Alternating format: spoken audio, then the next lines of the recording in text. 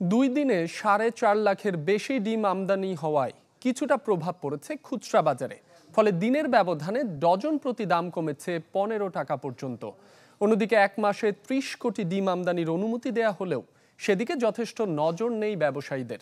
এদিকে 4.5 কোটি ডিম আমদানির জন্য 7 প্রতিষ্ঠানকে অনুমতি দিয়েছে বাণিজ্য মন্ত্রণালয়।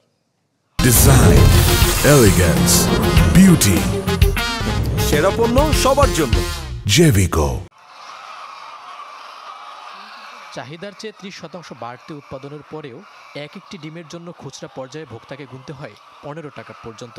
টিসিবির হিসাবে মাসখানেকের ব্যবধানে এই দাম বেড়েছে প্রায় 10%, যার পেছনে ব্যবসায়ী ও উৎপাদকের অজুহাত বন্যা আর বৈরী আবহাওয়া। তবে দুই দিনে 4.5 লাখের উপরে আমদানি হওয়ায় কিছুটা প্রভাব পড়েছে বাজারে। ফলে দিনের ব্যবধানে পাইকারিতে প্রতিটি ডিম বিক্রি হচ্ছে 12 টাকায়। আজকের ডিম হলো 1200 টাকা কেনা, 1220 পাইকারি দাম।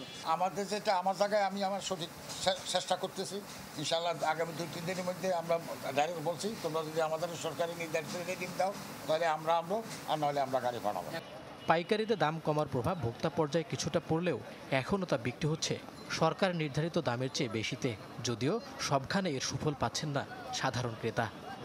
আগে 60 টাকা করে কিনতাম হালি, কিন্তু এখন আজকে কিনতেছি 52 টাকা, তা ভালোই লাগতেছে। কিনছি 1200 টাকা সব, বিক্রি করতেছি 155 টাকা। গেল এক মাসে 42 প্রতিষ্ঠানকে 30 কোটি ডিম আমদানির অনুমতি দেয় অন্তর্বর্তী সরকার, অথচ 2 দফায় এসেছে মাত্র 7 লাখ। ভোক্তা সংগঠন ক্যাব বলছে, আমদানির বদলে বাজার নিয়ন্ত্রণে নজর দিলে আসতে পারে টেকসই সমাধান। এটা হলো সম্পূর্ণটাই তাদের কারসাজির উপর ডিপেন্ড করে। এখানে মধ্যস্বত্ব বড় একটা লেয়ার, তারা এই কারসাজির সাথে সরাসরি যুক্ত। তাদের কারণে এই দামের বিষয়গুলো তারা নির্ধারণ করে দিয়েই কিন্তু আসলে আমাদের ভোক্তাদের পকেট কাটছে। যে আইনের প্রয়োগ হয় না, যারা অপরাধ করে তারা বারবার একই ধরনের অপরাধ করে যাচ্ছে। যেহেতু অপরাধের পানিশমেন্টটা হয় না, তখন কিন্তু অপরাধের মাত্রাটা কিন্তু বেড়ে যায়।